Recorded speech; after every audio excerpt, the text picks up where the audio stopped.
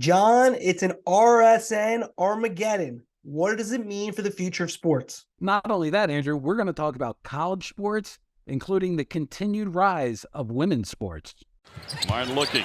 Here's Clark. She fires and goes! She hit it!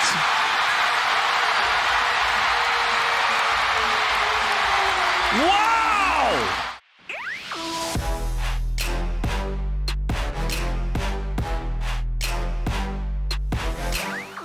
And we're back. The Marchand and Ourand Sports Media Podcast. I'm Andrew Marchand, sports media columnist for the New York Post. He's John Ourand, the media reporter for the Sports Business Journal. On the board, Say Ain't So Productions, Chris Mason. And John, let's get right to it. Who's up and who's down?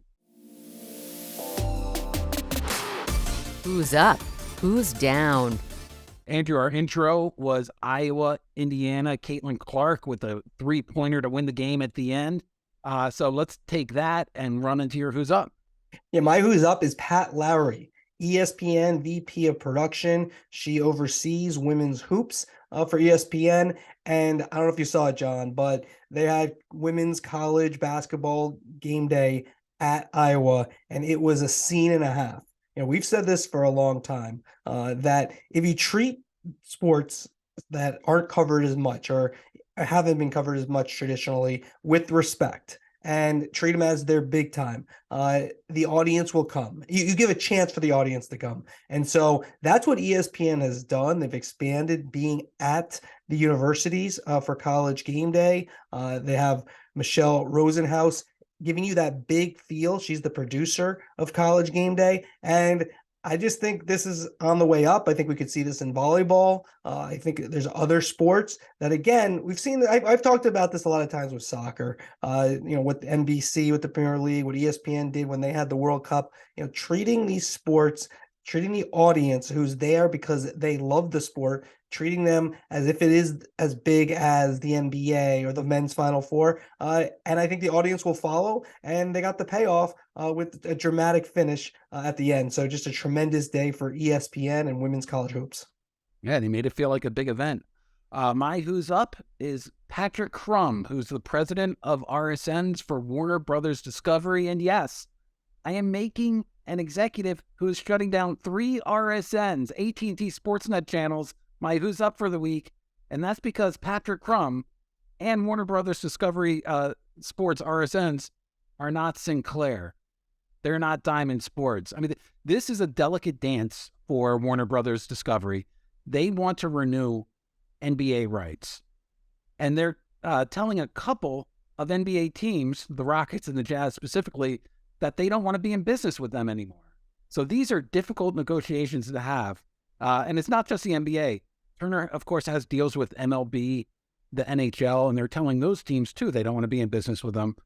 But I'm telling you, if you talk to executives from any of those 3 leagues, you will not hear a harsh word spoken about Crum or WBD or how they are handling this situation. They compare very favorably to how Sinclair has tried to deal with their financial problems. The leagues, obviously, they would rather have Warner Brothers Discovery stay in business with these RSNs, keep spending lots of money on local rights fees. It's notable that Warner Brothers Discovery, while exiting the business, is not getting the same amount of vitriol. And believe me, I'm trying to get them to talk about that vitriol because it makes for better copy. It's a story that I'll be watching moving forward. But right now, everything seems to be as rosy as it can be with 3 RSNs that are going to be shutting down. All right, that's going to be topic 1. We're going to explain what it means to the world of sports, get your expertise on that, go a little deeper into that, and try to kitchen table to it so we can all understand what's going on and what might happen. All right, my who's down, Pac-12 Commissioner George Kliavkoff. Now, it's easy to beat up on the Pac-12 right now, and that's not what I'm doing here. But the reason Kliavkoff has my who's down is they've lost the narrative, and they might not have a narrative to tell. I mean, we have reported, for months and months about these negotiations here on this podcast. And last week, we said something in terms of Apple potentially being a partner, but just streaming, where will that money end up? So when you look at Fox, they are out Amazon, we've said they only want a top game, and something marquee. And then ESPN is a real question mark because Bob Iger, back at chairman of Disney, has said that they're going to have to pick and choose what they bid on and get in the future. I think they're saving up their money for the NBA.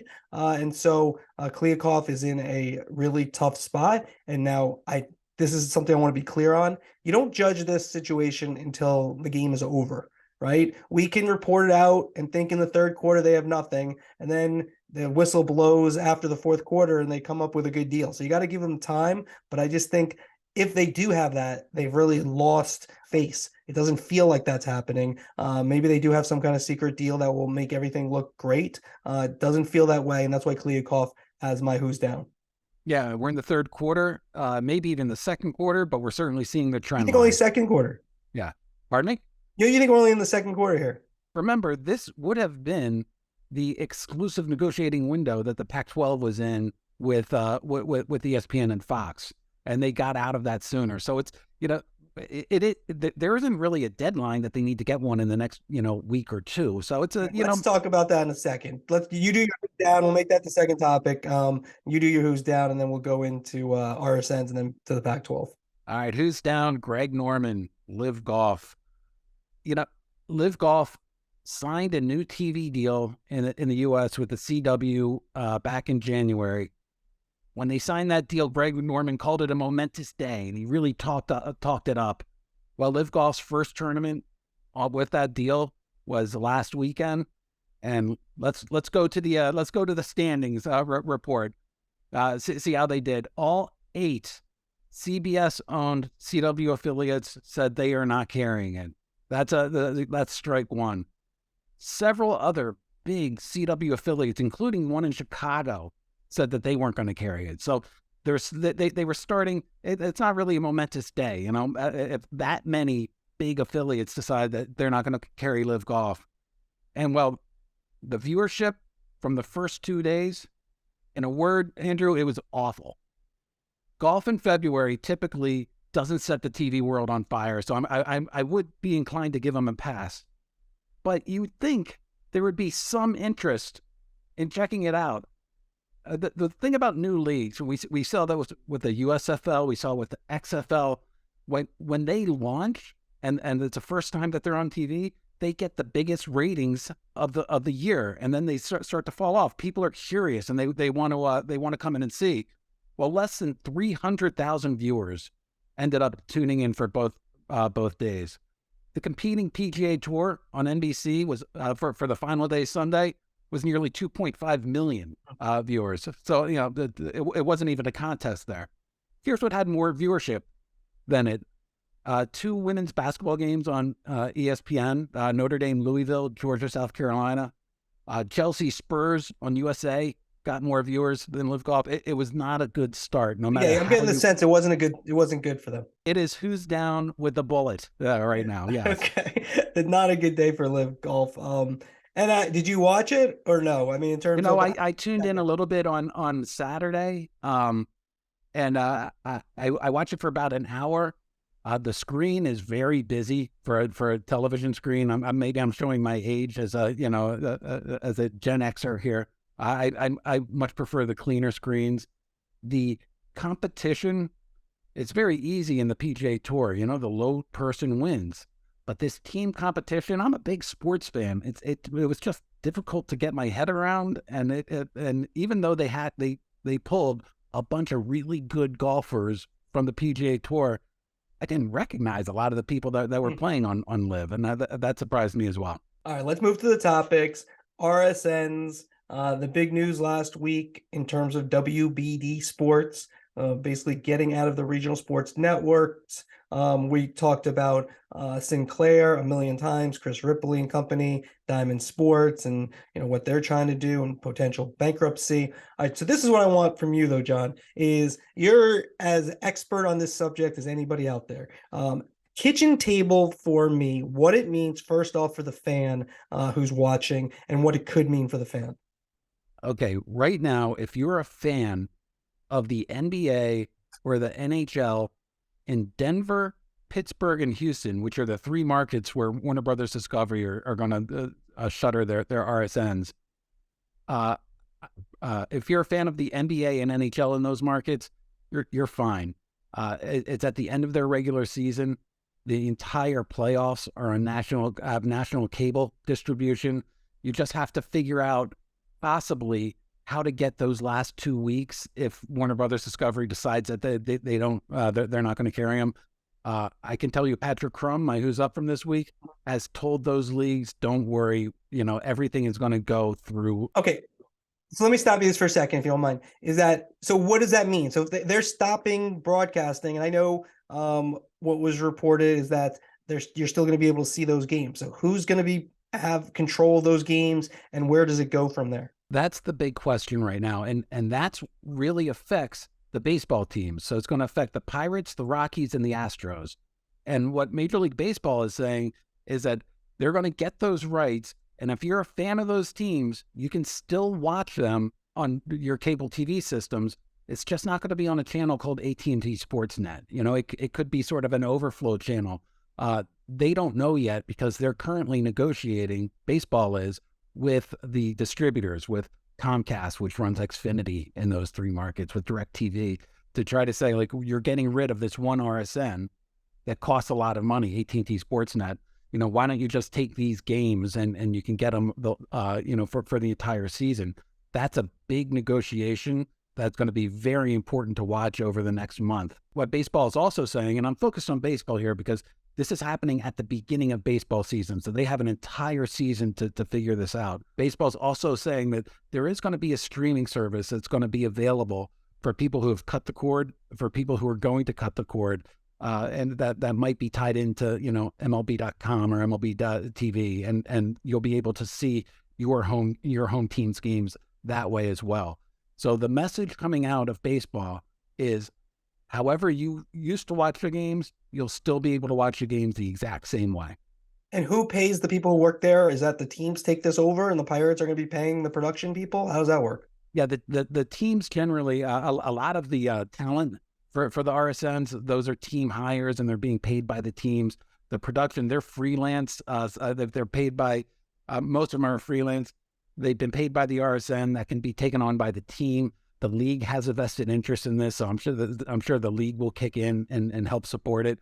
Where the big problem lies, though, is let's take the Pirates. Yep. I was told very reliably that the Pirates make $60 million a year on average for their local rights fees from AT&T SportsNet. How the Pirates are going to be able to recoup that money is it's not only not a question. I mean, they're not going to be able to recoup that money, and sort of how they're able to move forward with that sort of ding that they get is going to be very, very difficult, not just for the Pirates, but for all the other baseball teams. Yeah, and you look at the Pirates' payroll, that's kind right, of right around 60 million. Yeah. Yeah, their payroll, according to a quick Google, was 59 million last year, 2022. And so, what a business, Andrew. We should be owning a baseball team. And here's the thing, and here's the rub, right, where it really gets into the future, is that they're not going to be able to make up that 60 million, right? There's no projection that people who are Pirate fans are going to stream it and be able to, there's not enough fans to stream it, and there's not enough fans who will still be getting the cable fees. And so I think that's where the rub is, and the haves and the have-nots, and are we moving towards a sort of a streaming service that Major League Baseball will have with some of its teams, but not all of its teams? Yeah, let me give you a glass half full a counterpoint to that is that they're not going to make up that $60 million this year or next year. But like the hope is once there's a streaming service, once it's a nationalized streaming service, that you can start to at least approach that, if not make that up. The other part of baseball too is that baseball systematically, I mean, there's a reason that baseball has been driving the hardest bargain with the Diamond Sports RSNs. And it's because they want to get those rights back, and they want to get the digital rights back, and they want to be able to provide, with no blackouts, games to for any fan that you can, potentially go. ESPN could potentially buy them on a non-exclusive basis. You go to ESPN Plus, drop down menu, I want to see tonight's Orioles game, and then you can watch that for a fee. they want to get to that, they need to get those rights back. And so if you look at it, they have the rights now to 3 of those teams. Gotcha. And it's going to be a multi-year process to get that back. It's going to be a messy process in terms of how fans are going to be able to watch these games as well. But it's something that is happening, and there's a ball of momentum now to where they're going to start to do that. Anything else on RSNs? We just talked about Warner Brothers Discovery. We're still a couple of weeks away from Diamond Sports and the Bally Sports going into bankruptcy and what that means. And I'm just hearing that the baseball's playing hardball with them. Basketball, the NBA is starting to play a little bit of hardball with them too, because they don't want to do a long-term deal. They want to keep. They wouldn't want to. They want to. Basketball wants to make sure that all the RSN deals end with the 24-25 season when their national deal is up, and then they can really go to the market, and you could possibly even replicate that MLS Apple deal. Okay, yeah, that would be interesting. I don't think you'll be able to do that, but at least not in the near term. I think there's too many contracts that are long term, right? Yeah, they're not going to be able to do that long term, but they're also the NBA. I'd find it very difficult to believe they would ever take the finals or the conference finals off of not the conference. Oh, you're saying like all the games? Yeah, there's no chance on that. Yeah, no, they make too much money, and there's too many suitors. We've talked about ESPN, we've talked about NBC, we've talked about Amazon. I think Fox is a long shot, but Fox could get involved. I was just kidding. They've kicked the tires. Yeah. And Turner, I had that interview with Luis Silberwasser, who made it very clear they want to keep him. And he wanted to get that message out because there's been some talk in the business about David Zaslav saying, oh, we don't need the NBA. And Luis Silberwasser did not say that they needed the NBA. But he did say they wanted the NBA and they want the NBA badly. Luis Silberwasser, he took over for Jeff Zucker as the head of WBD Sports, and David Zaslav is the head of WBD. It's not your father's Turner Sports, or maybe we're the fathers. Anyways, but it's not the Turner Sports that we knew. I think the point that I took away from your article was Silberwasser saying, no, we still have this tradition with the NBA and we're not going anywhere. All right, let's go to topic 2, Andrew. We did a little bit of this at the beginning. Pac-12 rights. What are you hearing?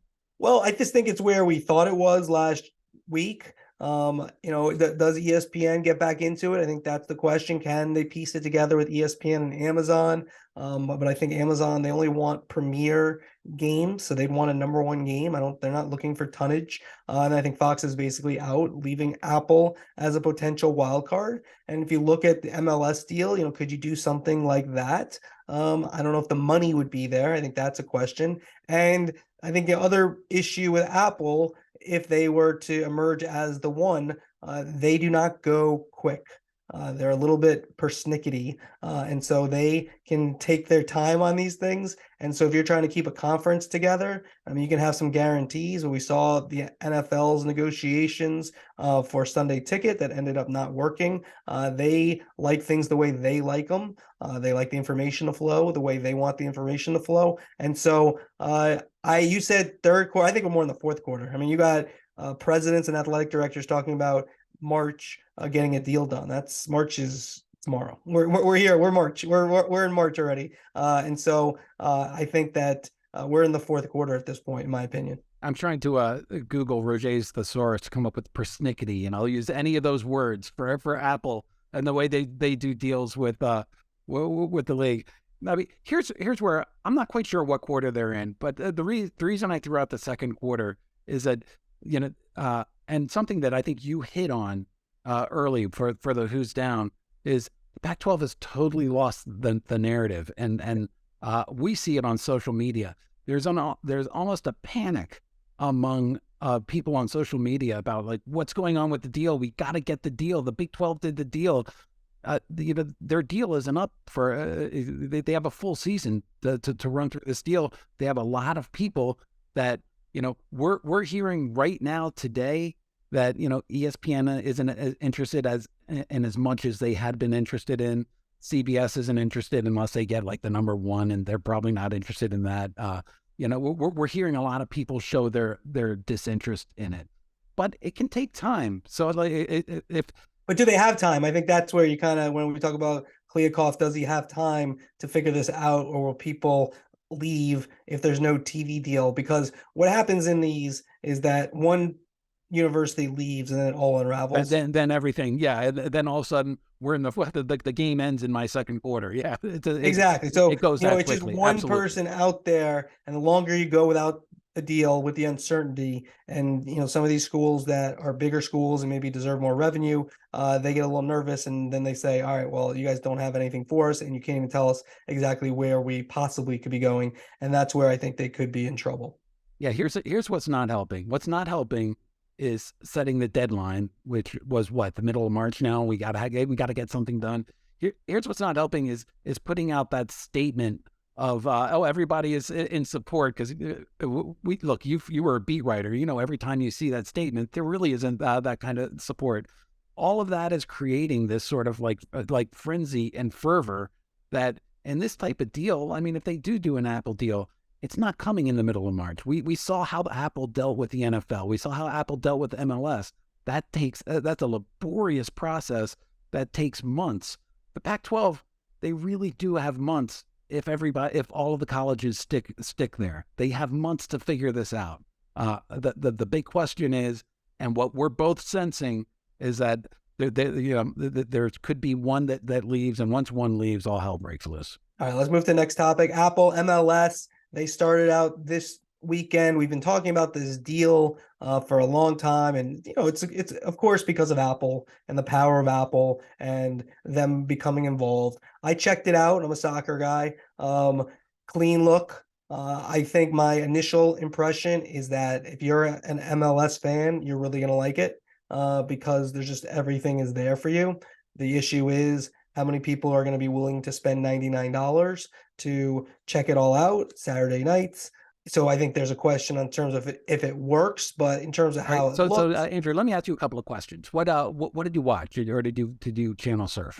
I channel surfed. Do you call it channel surf? What do you call it in this new environment? Well, I was out, so then I got back, and then I just sort of checked it out. I checked out the pregame show, which you could go back and check out. And then I'm trying to think who was playing. Maybe it was Salt Lake. I can't recall who was playing, but I know it was just one game. Do you have an opinion of the talent? Yeah, I mean, I don't think I can really give you a full opinion. Like, I watched, it was good enough. It felt like it was better than like what they did on MLB. Like, I thought that they, from what I saw, again, I don't want to give like a full assessment because I didn't watch everything. Like, I didn't spend 4 hours watching, which normally, you know, if I wanted to review something, I would. And also kind of tells you MLS a little bit. I mean, I was out. I mean, we had plans, you know, with my family, so I couldn't totally. I didn't know you had a social life, actually. Yeah, I know. I'm every once in a while. Look, I thought it came on, it worked. I mean, that's the thing. We talked about this, you know, it's different than Thursday Night Football. Did you watch the wraparound show? No, I just watched the pregame show and I checked out a game. So I wasn't like, let me watch like I told you just before, the problem, and maybe this changes over a decade. The problem is MLS. This is the example I give. If Apple was doing this in music, you'd get Taylor Swift. That would be the equivalent of the NFL. This is the equivalent of some artist. Like, yeah, name the artist. I don't know. I gotta give some shade on somebody. I need to get we couldn't tell you who Jason Segel is. You think I'm gonna be able to get some random artist? Go back to the 80s. Say like Aha, maybe. You know, yeah, like Aha. So this isn't Taylor Swift in terms of like we've talked about. This was the NBA or the NFL. I think this is a very good plan. With MLS, I'm not as positive it's a good plan, but I thought a good opening weekend.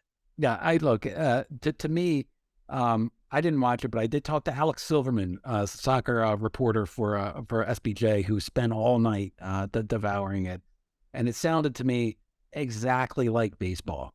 It's like the picture was beautiful. I mean, this is an Apple production. I on social media, I saw side by sides of Apple's pregame show versus the MLS pregame show on Fox, which it looked like it was done out of like a Home Depot, like, you know, on the demo floor or whatever. I mean, it seemed that Apple put a lot of time, effort, and money into creating a visually pleasing video that goes on there. Some of the things that Alex found to be a negative on that is that he found it difficult to call up replays. Like he doesn't know. He's a millennial and he couldn't figure out how to get watch a replay on it. He thought that was bad. You mean like another game? Like, yeah, that's why I wanted to be able to go back. And Apple's, obviously usually amazing at this. And I thought it was okay. I found it hard. I was trying to find NYCFC. It was a little bit difficult to totally navigate it. So I was trying to go back and see, and then the Red Bulls, local teams. But yeah, I mean, that's where, whatever, it was fine. I thought it was fine. And then another point, like this is Apple. You would think that you could see 2 or 3 games on the same screen at one time, and you weren't able to do that. He had some complaints about the wraparound show, which was, it was not Red Zone. Like they had a lot of commercials. Sometimes they went to a studio when there's action on the field, and he felt so. Yeah, I agree. That should be going game to game. Yeah, so there's still places for them to grow.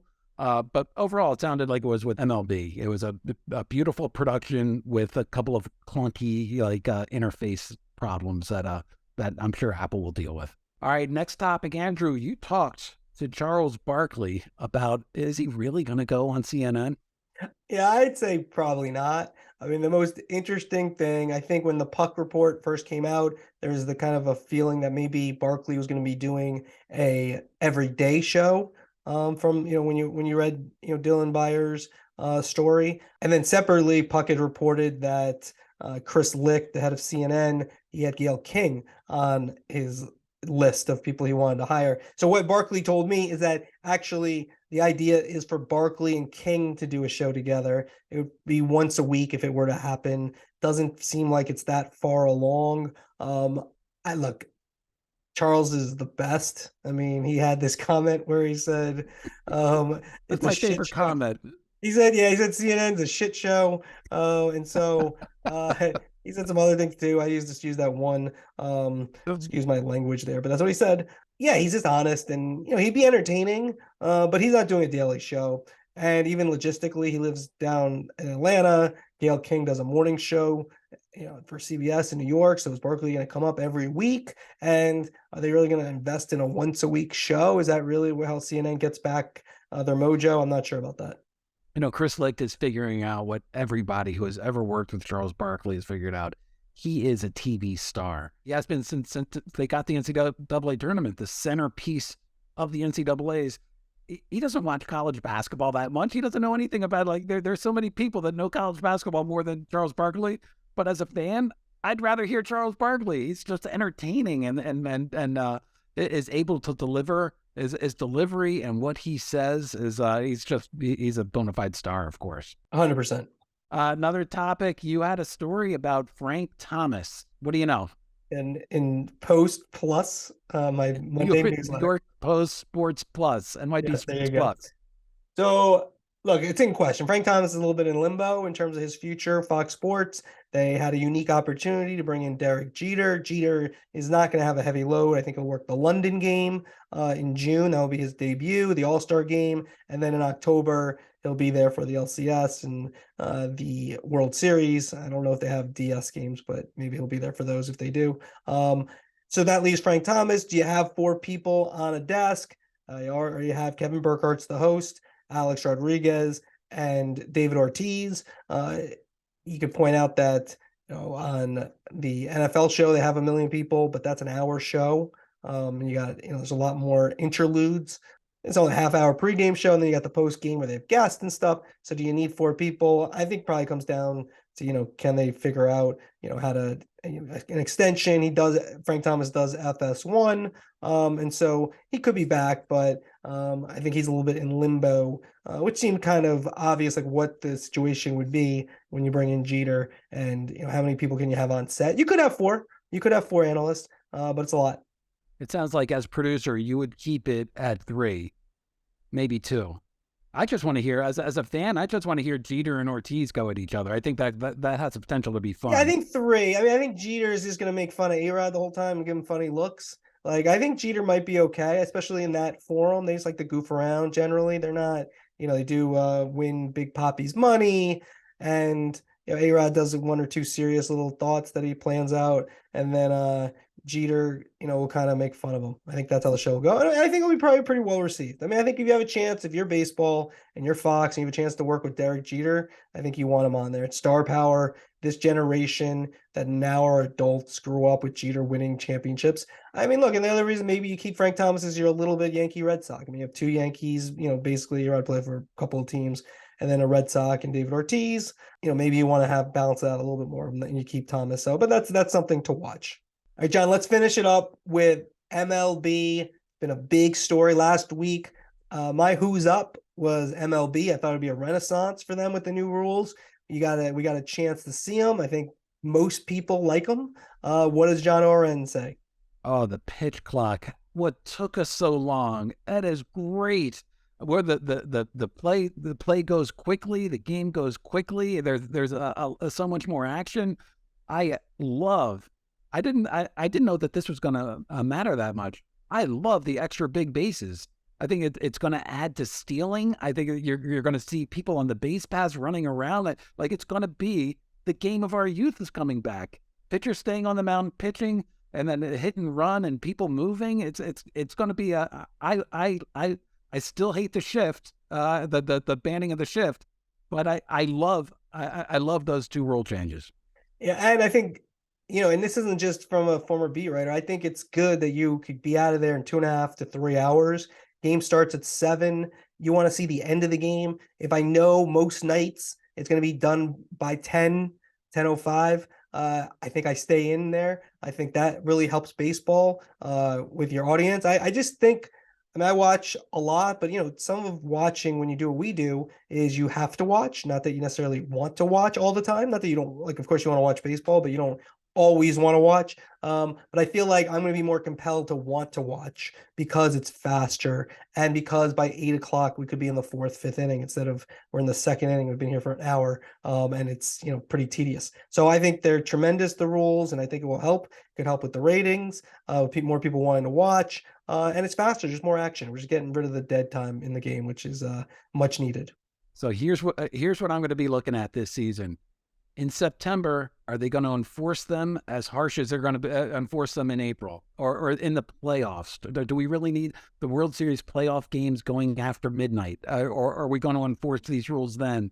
I hope so. I expect so. But I think that is still something that's sort of in the air a little bit. I think we'll be used to them. I think the players will get used to them. I think that's how the game will be played again. And I think it'll be better and it'll be faster. And I don't think it's going to be an issue. I know people made a big deal about, one spring training game ending that way. That's not happening in October. That'd be shocking. And if it does, that's on the players. I mean, unless it's something like, Angel Hernandez, the umpire who is always in controversy, is making some ridiculous call. If it's a normal call that someone kind of screws up, I heard Michael Kay say this on the radio the other day here in New York with Mike Greenberg. The Super Bowl ended on a penalty. I mean, games, because of a penalty, that can happen. So you got to learn from it. So that would be my 2 cents. That was great. I just loved hearing the confusion in the booth. It was a Red Sox game, and just the confusion in the booth about what just happened. And the batter was called out with the bases loaded, down 2 in the 9th inning because he didn't get set in time. Yeah, 100%. All right, we were a little bit on a pitch clock. Got you in, got you out. A lot of information. Hopefully you enjoyed it. We have some big gets coming up in the next couple of weeks. But as always, we appreciate you joining us. If you can like it, if you can put the stars on it, you write a nice comment, it's very much appreciated. We want to thank Chris Mason, AC Wyatt. They produce this spectacular every week. And so, John, another enjoyable talk. Andrew, Red Sox Braves. That's who was playing in that spring training game. If nothing else, you're official. See you, everybody. Thank you, everybody, for listening. See you next week.